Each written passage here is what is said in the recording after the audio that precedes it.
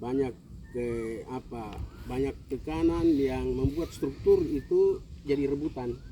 Karena itu semua orang pikir struktur, padahal adat itu banyak adat itu kalau secara ilmiah itu kami sebut dengan 7 unsur budaya itu ya. Itu harus kita ukur juga dalam adat kita, bahasa, sistem teknologi, pengetahuan itu ada dalam adat, organisasi sosial, sistem kekerabatan semua ada dalam. Tinggal kita ukur saja. Adat ini masih ada dalam itu 7 unsur itu kan tidak. Kalau sudah ada yang hilang dari 7 unsur itu, kenapa hilang? Itu nanti kita cari lagi melalui sekolah adat ini, gali kembali. Begitu. Elvis ya, bukan salah dan dosaku, tapi katanya masih mau dicari-cari. Kalau begitu kita mencari ke ujung ya. Ini masih di kawasan Kabupaten Jayapura, jauh-jauh dari Dormena untuk datang dengan kita orang juga di sini belajar bersama, berbagi bersama. Kita sudah bersama dengan Bapak Frans Jawaito ya, Direktur Sekolah Adat dari Kampung Dormena. Kan selamat sore. Boleh bahasa Ibu Dormena kalau selamat sore? Soalnya boy. Bagaimana satu hari bersama dengan keluarga besar Sekolah Adat Negeri Papua, kemudian berjumpa juga dengan anak-anak muda. Apa yang mau dibawa oleh-oleh dari Dormena ini terkait dengan adat istiadat budayaku jati diri? Ya, baik. Dari awal saya secara pribadi sangat cinta terhadap budaya, di mana orang tua saya sebagai generasi dengan aset adat yang ada, terus aset ini dibiarkan begini mau kemana ini? Akhirnya saya coba untuk bergerak. Awal semua aset adat itu tanpa bahasa itu akan punah. Yang kuncinya adalah bahasa ibu. Sehingga saya coba untuk kita bentuk sekolah, karena harus lewat pendidikan, dididik baru paham. Maka bahasa itu jadi kunci, bahasa ibu sebagai kunci untuk kita menjaga budaya.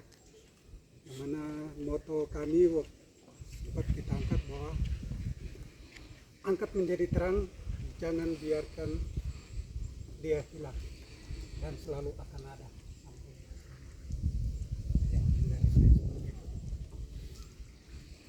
Tepuk tangan sekali lagi tentunya. Direktur Sekolah Adat dari Kariyo, betul? Oke, dari Kampung Dormena ya. Sangat luar biasa, angkat menjadi terang, jangan sampai hilang. Nah, di sebelahnya juga tentunya nih ada salah satu tim pendidik dari Sekolah Adat Negeri Papua. Orang tua Katong juga sama dengan Bapak John Suebu, guru muatan lokal bahasa Sentani SD Negeri Impres Abeale 1. Oi, Bapak John Suebu, apa kabar? Sudah berapa lama untuk menyerahkan jiwa raga untuk Kabupaten Jayapura bersama dengan Aborigines Monim ya, untuk Sekolah Adat Kabupaten Jayapura? Karena Katong kalau bicara menjadi guru di Sekolah Adat ini kan beda dengan bicara guru. Kata sudah ada catatan. Nah, makanya kenapa saya bilang jiwa raga, pasti ada suka dan duka ya. Mungkin boleh Bapak John Suebu berbagi buat kita orang dan yang ada di luar sana. Ya, pengalaman artinya pengalaman di dalam sekolah adat ini. Ya, kita berjalan sejak tahun 2017. Saya mulai bergabung itu saya lihat lewat Facebook waktu peresmian di Kalote, yang hari itu Pak Gubernur sendiri turun meresmikan sekolah adat lewat pemotongan kita. Nah, itu pas saya buka Facebook lihat, terus saya penasaran, itu FDS itu belum pernah saya datang sejak dibuka sampai tahun 2017 itu baru pertama kali saya datang karena penasaran dengan sekolah adat ini. Akhirnya saya datang ke sana, terus Bapak Direktur lagi sibuk layani tamu-tamu. Saya tunggu hari itu. Tunggu hanya untuk mau bertanya satu-satu saja pertanyaan. Ini mau apa sebenarnya? Ini tujuannya apa? Tapi saya tidak dapat jawaban. Saya disuruh tunggu. Tunggu dulu. Ini semua selesai dulu baru kita bahas. Jadi ya sudah, saya tunggu sampai setelah semua tamu selesai, ya jam 11 ya, sekitar jam-jam itu baru kita mulai duduk bicara tentang sekolah adat. Dan untuk sekolah adat mungkin murid pertama saya. Muncullah gurunya. Kalau murid pertama berarti tolong di zoom ini dengan kamera. Ya, saya murid pertamanya. Jadi saya Yang mengajar siapa? yang mengajar direktur sendiri langsung. Terus pelajaran pertamanya apa? Nah itu pelajaran pada hari itu semuanya langsung masuk terus lupa langsung. Jadi begitu. Terus luar biasanya paginya saya dapat saya langsung ditamatkan. Iya, malam belajar, pagi saya langsung tamat. Sudah. Saya diwisudakan hari itu juga.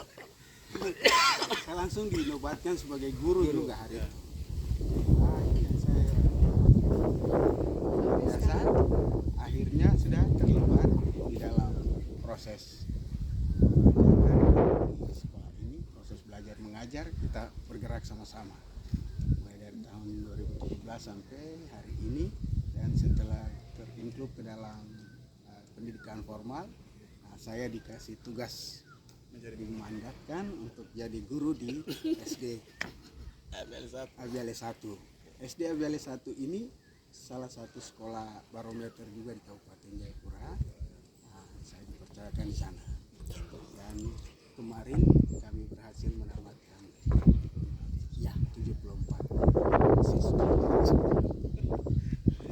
Ada kesulitan mengajarkan pendidikan adat untuk kita orang punya anak-anak di sekolah. Ya, kami kesulitannya hanya di cara terima anak ya, di mungkin tingkatan kelas itu yang membedakan. Ya dari kelas 3, kelas 4 sampai 6 mereka karena sudah bisa membaca jadi gampang terimanya. Sedangkan kalau kelas 3 ke bawah sampai kelas 1 sulit karena kita harus eja lagi. Itunya yang kesulitan. Jadi kemarin sempat semuanya nanti coba kita bicara dengan sekolah supaya kita mulai mengajar itu dari kelas 4 sampai 6 saja. Seperti itu, dan sudah diterima dan sekarang mulai berjalan seperti itu. 6 saja untuk sekolah adat bahasa ibu dan semua hal-hal tentang apa yang diajarkan di sekolah adat itu kami terapkan di sana. Jadi kelas 1, 2, 3 tidak. Bapak Guru, ini untuk minat siswa ya, ada yang Papua, ada juga yang non Papua. Ya. Tapi kalau Katong lihat juga nih yang Papua, maaf, izin di sini juga mungkin ada Ondoaf juga hadir yang juga akan menonton kita punya talk show. Ini kita tidak bisa tutup mata, kita punya tempat-tempat wisata yang ada sekitar Sentani nih, dong lebih bangga untuk tulis well chome daripada pakai bahasa ibu selamat datang. Nah, bagaimana ini Bapak Guru pendidikan adat ini Bapak John? Dikaitkan juga dengan minat siswanya begitu. Bagaimana? Ada kendala atau tidak? Yang tulis-tulis itu bukan anak SD. Oh. Yang tulis itu orang-orang tua yang punya tempat. Jadi, tapi kalau saya lihat minat belajar di sekolah, saya lihat mereka sangat antusias semua anak. Apalagi yang kita di sini sebut yang rambut lurus. Mereka sangat antusias. Mereka yang lebih terbuka diri, bagus sekali untuk menerima dibanding anak-anak kita anak Papua. Mereka masih menganggap saya dapat juga di rumah. Jadi yang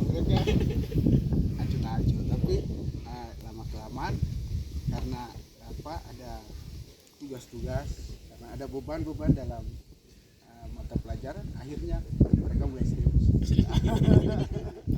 Ya, mungkin begitu. Oke. Tapi Bapak John, satu lagi ini menarik ya. Untuk pendidikan adat, apakah hanya bahasa ibu yang diajarkan? Sudah disampaikan Direktur Sekolah Adat Negeri Papua juga ada berawal dari sanggar seni ya, membuat tifa, misal mungkin membuat perahu begitu. Tapi budaya-budaya lain, hal-hal kecil yang katong suka lihat di sini kadang-kadang macam are dong kalau semakan bapak-bapak dulu dong makan toh. Nanti kalau katong perempuan belakang. Itu apakah juga masuk dalam kebudayaan atau misalnya anak baru pulang sekolah ketemu dengan orang tua yang lebih tua dari dorang, dong harus bagaimana begitu. Kalau budaya Sentani ini. Kalau yang saat ini sedang diterapkan kah yang di sekolah itu kah? Ya, kami lebih fokus kepada bahasanya dulu. Fokus ke sana karena pikiran kami yang menjadi perhatian utama kami itu anak mengerti bahasa dulu. Setelah mengerti bahasa, semua itu karena itu ada hubungan erat sekali dengan bahasa. Semua hal-hal itu yang tadi Ibu tanyakan itu menyangkut bahasa juga. Ya, kaitan erat sekali dengan bahasa. Itu disebut mam. Siapa makan duluan, itu semua. Itu menyangkut mam. Ya. Baik, tepuk tangan untuk Bapak John. Semua langsung rumbung. Ya, semakin sore katong ngobrol ini semakin hawe-hawe seperti bukit hawe yang di atas ya.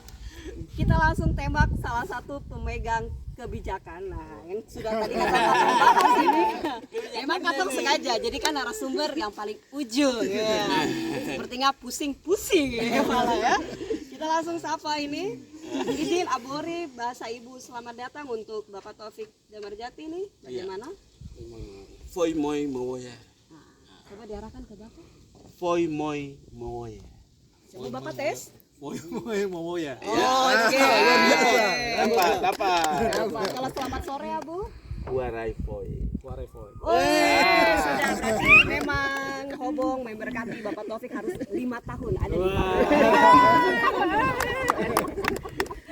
Bapak Gatong santai ya. Jadi Bapak sudah mendengarkan cerita, keluh kesah ya, baik dari Direktur Sekolah Adat Negeri Papua, ada juga di sini Bapak Elvis KB, Kepala Bidang Adat DPM Kabupaten Jayapura, Kepala Sekolah juga Bapak Daud Taime, kemudian juga dari Dormena, Direktur Sekolah Adat dari Dormena sini Bapak Fras, ya Batoy, juga ada tim pendidik kita mewakili dari guru-guru adat lainnya Bapak John Suebu.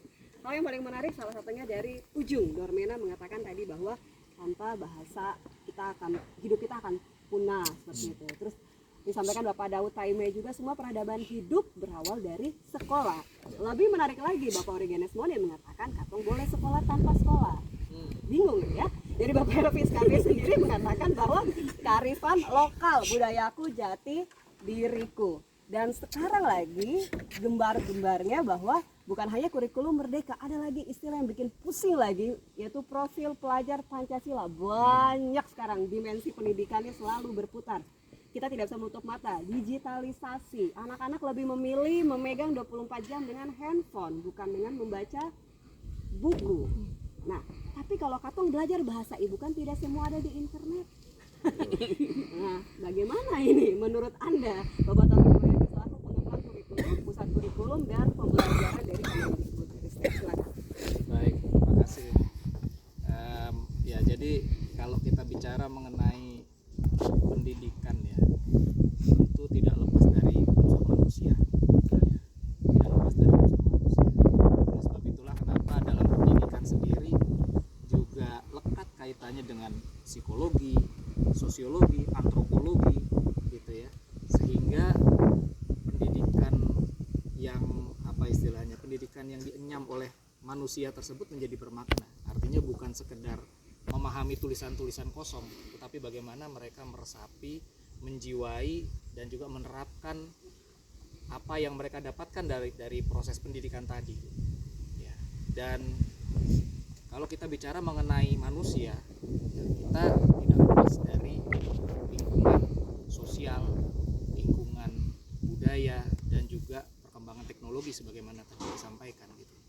Bahwa memang perkembangan teknologi ini sebuah keniscayaan, cepat atau lambat pasti mereka akan menyentuh setiap sisi atau sendi-sendi kehidupan manusia gitu. Kecuali kalau kita memang tinggal di dalam hutan yang terpencil gitu ya, memutuskan segala jenis koneksi dengan dunia luar, itu mungkin ya kita tidak akan bisa menerima perkembangan teknologis sebagaimana tadi saya sampaikan gitu.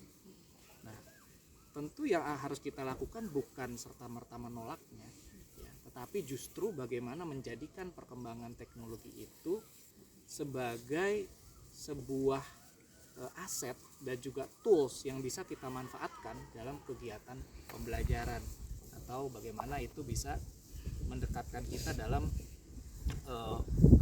menggapai ilmu atau pendidikan tertentu. Nah, kalau kita bicara tadi dalam konteks bagaimana melestarikan budaya ya, melestarikan budaya, tentu kita tidak bisa lepas juga dari unsur manusia tadi, unsur manusia dan juga unsur teknologi tentunya. Dan dalam pendidikan sendiri kita juga tidak bisa alergi gitu ya dengan perubahan teknologi. Justru perkembangan teknologi itu harusnya kita manfaatkan gitu ya, harusnya kita manfaatkan sebagai sarana untuk meningkatkan, kalau bahasa kerennya itu engagement peserta didik gitu, siswa dengan apa yang dia pelajari. Jadi ini erat kaitannya juga dengan tadi bagaimana sebetulnya adat istiadat itu bisa tetap lestari di hati anak-anak, di hati orang-orang muda yang sekarang ini sedang ya dalam kondisi di mana mereka juga sedang mencari jati diri sebetulnya gitu ya. Ya tentu kita bisa memanfaatkan banyak hal, salah satunya teknologi. Tetapi tentu teknologi itu juga pastinya ada batasan-batasan. Tidak semua teknologi itu kita katakan baik gitu ya, baik ketika dia bisa dimanfaatkan sesuai dengan porsinya. Tapi kalau tidak dimanfaatkan, tapi kalau pemanfaatannya melebihi porsinya sebagaimana tadi disampaikan gitu, anak-anak sekarang lebih cenderung atau lebih senang lihat YouTube atau lihat gadget gitu 24 jam ketimbang misalnya baca buku atau mungkin mendengarkan Bapak Ibu guru di dalam ruang-ruang kelas gitu. Nah, tentu penyadaran akan hal itulah yang perlu kita lakukan secara simultan terintegrasi dengan kegiatan pembelajaran. Nah, saya tadi tertarik dengan bagaimana sebetulnya kita bisa menanamkan nilai-nilai adat kepada anak-anak gitu. Menanamkan nilai-nilai adat pada anak-anak. Kita bisa memanfaatkan banyak ruang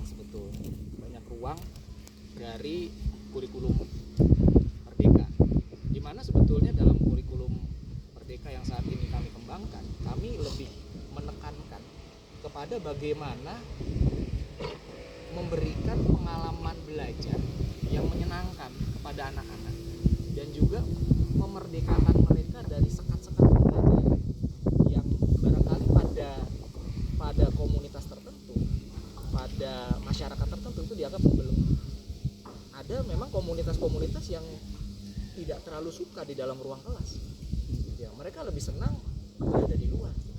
Mereka lebih senang berada di tengah alam karena mungkin faktor latar belakang budaya, latar belakang masyarakatnya juga gitu ya, sosial kemasyarakatannya dan juga mungkin kedekatan mereka dengan alam seperti itu. Dan itu yang sebetulnya bisa dimanfaatkan gitu ya, ruang-ruang dalam kurikulum Merdeka ya, di mana kita bisa membebaskan pembelajaran kita tidak hanya di dalam kelas, itu perlu dimanfaatkan untuk meningkatkan minat mereka ya, minat anak-anak dalam mempelajari budaya tadi gitu ya.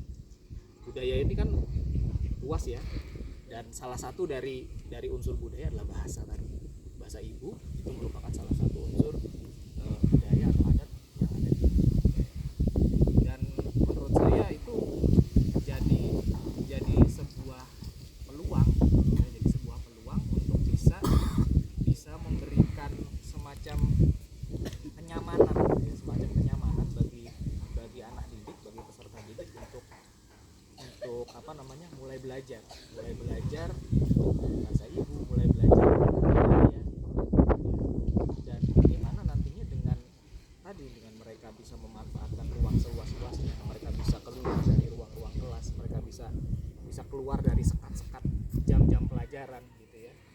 Bahkan mereka dengan kurikulum merdeka, guru itu bisa merancang tahapan pembelajarannya tanpa terikat dengan, misalnya kalau istilahnya dulu ada kompetensi dasar seperti ini.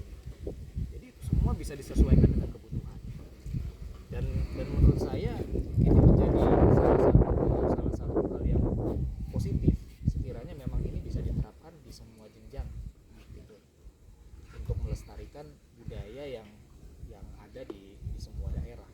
Karena memang permasalahan yang seperti tadi disampaikan gitu ya, permasalahan mengenai semakin terkikisnya minat anak-anak terhadap adat istiadat, terhadap budaya, terhadap bahasa ibu, itu tidak hanya di Papua, di seluruh Indonesia itu mengalami hal yang serupa. Dan seperti tadi disampaikan, ruang-ruang yang disediakan oleh kurikulum merdeka tadi melalui terbukanya ruang belajar gitu ya, pemanfaatan teknologi, dan juga fleksibilitas gitu ya, fleksibilitas yang ditawarkan. Jadi itu bisa menjadi sebuah wahana untuk bisa mengakselerasi pemahaman anak-anak didik kita terhadap adat istiadat, dan juga khususnya bahasa ibu. Dr. Bidang Mariati, tepuk tangan sekali lagi. Ini dari Perubahan Kurikulum, Pusat Kurikulum dan Pembelajaran dari Kementerian Pendidikan dan Budaya ya. Dan kita langsung tentunya akan mendengarkan untuk kesimpulan atau argumen dari masing-masing narasumber kita. Saya mau menuju ke yang punya Dormena. Nah, kesimpulan yang boleh Kakak Frans Dewatoy bagikan untuk Katuang Budayaku Jati Diriku.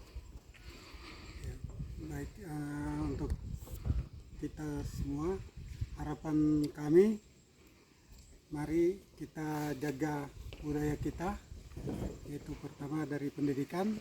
Dengan pendidikan maka budaya kita tetap akan hidup. Baik, berikutnya ke Bapak Daud Taime, silakan. Saya ingin Bapak sampaikan untuk anak-anak di Kabupaten Jayapura khususnya bahasa ibu. Baik, terima kasih. Bahasa bagian terpenting dari memelihara jati diri kita. Itu inti dari makna kehidupan seorang manusia. Oleh karena itu, sebagai insan pendidik saya tekankan bahwa leluhur kita pada masa lalu, mereka memang kalau kita ukur sekarang tidak ada sekolah, tapi proses itu sudah terjadi waktu itu, sehingga mereka begitu tertib. Kami di Sentani ada pusat pendidikan yang namanya Pombopulu itu. Makanya di SMA 1 kita sebut Pombopulu itu sebagai pusat pendidikan. Jadi kalau sekolah adat hari ini bergerak itu bukan hari ini. Itu memang diwariskan dan kami teruskan dan beradaptasi dengan teknologi terkini yang dikatakan oleh pihak kementerian. Bahwa percepatan pengetahuan justru adat lebih cepat dibanding dari teknologi canggih hari ini. Kan bermula dari situ, bukan dari mana-mana. Di banyak cerita dari adat istiadat kita, kebanggaan dari setiap suku bangsa, percepatan orang mencapai bulan hari ini ada banyak cerita ilmiah. Tapi kalau cerita-cerita di adat percaya atau tidak, hari ini dengan ucapan beberapa rumus pendidikan adat saja Anda bisa ada di mana. Adat secepat itu. Memang pendidikan adat itu ibarat kita melawan lupa. Banyak orang tidak suka ilmu ini memang, karena mereka lebih ingin menjadi orang lain ketimbang menjadi dirinya sendiri. Hari ini kalau ada tren, kita lebih ikuti tren. Karena pekerjaan melawan lupa itu semua orang pasti tidak suka. Oleh karena itu bagaimanapun juga kita harus tahu, hari ini ibarat melawan lupa itu kita harus berusaha tahu posisi telinga kita di dalamnya macam apa. Jadi kerja-kerja untuk pendidikan adat memang seperti itu, melawan lupa. Nah, statement kita bahwa sekali lagi bahwa tidak ada cara lain untuk melembagakan kemaslahatan kita tentang peradaban itu hanya dengan sekolah. Sekolah formal, non formal maupun informal. Makasih. Baik. Kita ke Pak Kabid Bidang Adat DPM Kabupaten Jayapura, Bapak Elvis. KB, budaya jati diri itu bagaimana menurut Anda? Kesimpulannya. Ya, adat itu artinya hidup dari adat. Karena itu adat sendiri yang harus mulai begitu. Kalau ada yang mulai punah terus mau diangkat dilestarikan kembali, itu juga harus dilakukan oleh orang adat sendiri. Kalau sekolah adat ini kan anak adat semua, nah, tinggal rangkul fungsional dalam struktur adat itu, rangkul ke dalam bisa mengarahkan apa yang dibutuhkan. Baik, kita ke yang punya sekolah adat negeri Papua, Bapak Origenes Monim. Kalau bukan kita orang, siapa lagi akan mewariskan budaya dan adat istiadat? Bagaimana? Di saya itu berawal dari saya tetap akan berbicara dari sisi tidak sekolah, tetap pintar, sekolah pun juga pasti pintar, tetapi lingkungan juga ikut mendidik kita untuk menjadi pintar juga. Oleh karena itu, pernah leluhur hidup dengan cara apa? Mempertahankannya, walaupun tidak ada pesawat ketika itu, walaupun tidak ada komputer, tapi hubungan kekeluargaan mereka baik-baik saja. Itu saja. Nah, banyak orang mempengaruhi kita di luar sana untuk tidak boleh mengenal diri kita. Ini yang membuat kita terlena, terbuai dan lupa dengan diri kita. Oleh karena itu saya ada ketemukan satu tulisan yang bagus. Saya harus bacakan di sore hari ini. Segala upaya yang dilakukan oleh manusia di belahan bumi yang lain tidak dapat memutuskan hubungan kita dengan leluhur. Artinya apa? Banyak pengetahuan luar yang masuk ke dalam benak pikiran kita sampai dengan Injil, sampai dengan pemahaman agama lain pun masuk. Sedikit pun tidak akan merubah identitas jati diri kita seluruh masyarakat Republik Indonesia. Saya yakin. Itu harapan saya. Terima kasih. Baik, terakhir ke pengajar adat kita, Bapak John Swebu, kesimpulannya terkait budayaku jati diri. Dan mau sampai kapan Anda mau menyerahkan jiwa dan raga untuk sekolah adat negeri Papua? Ini leluhur mendengar dan leluhur menjadi saksi sore hari ini di Obong. Angkatan pertama.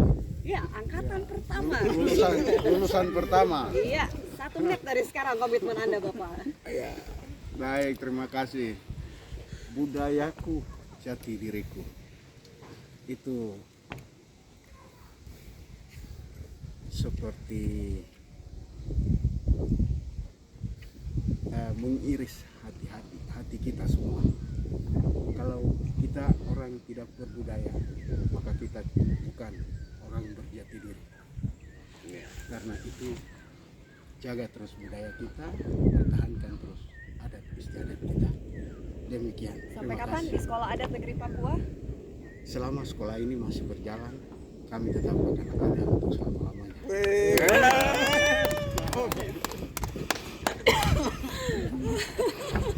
Tepuk tangan sekali lagi yang ada di saat ini, banyak sekali yang nonton ya. Arai, Ana, Pace, Mace, Helen, Foy, Moy, tentunya juga Katong pribadi Uli Tali Wongso begitu sangat bangga boleh terlibat walaupun hanya baru berapa tahun bersama dengan Sekolah Adat Negeri Papua, mewakili keluarga besar Sekolah Adat Negeri Papua, mewakili juga tentunya pimpinan rekan-rekan dari Kementerian Pendidikan dan Kebudayaan Distrik Jakarta, mewakili seluruh kepala sekolah SD, SMP, SMA, SMK yang sudah mulai dengan setulus hati membangkitkan gairah kerinduan kita orang untuk mewariskan Kearifan lokal melalui budaya adat istiadat di Tanah Papua, Kabupaten Jayapura menjadi pintu masuk barometer pendidikan adat di Indonesia. Satu-satunya di Tanah Papua untuk selama-lamanya. Amin. Leluhur mendengarkan. Dan juga terima kasih untuk Sekolah Adat di Dormena. Terima kasih juga untuk Kepala Bidang yang sudah hadir di sini pendidikan adat. Dan nantikan tentunya bincang-bincang yang sangat menyenangkan bersama dengan para pewaris-pewaris ya budaya adat istiadat di Tanah Papua. Sekali lagi, Elempoi, budaya adat istiadat, kalau bukan kita orang yang mewariskan, siapa lagi? Budayaku, jati diriku, budayaku. Kita orang, anak Sentani, anak Obong, cinta Papua. Elempoi.